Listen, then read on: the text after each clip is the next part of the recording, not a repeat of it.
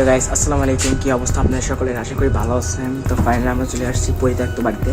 তো এই বাড়িটা কেমন আপনাদের আমি দেখাবো আজকে। তো সামনে দেখতে পাচ্ছেন একটা মানে ফুল অল উপরে টিন সেট, আর এই পাশে দেখতে পাচ্ছেন একটা ঘর।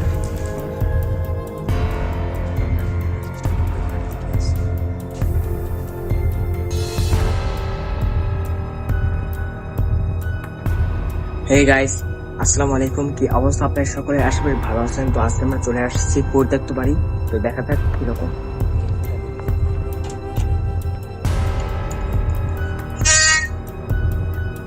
ও ভাই, রুমটার সিস্টেম দেখেন একটু ভাই, পুরাই মারাত্মক।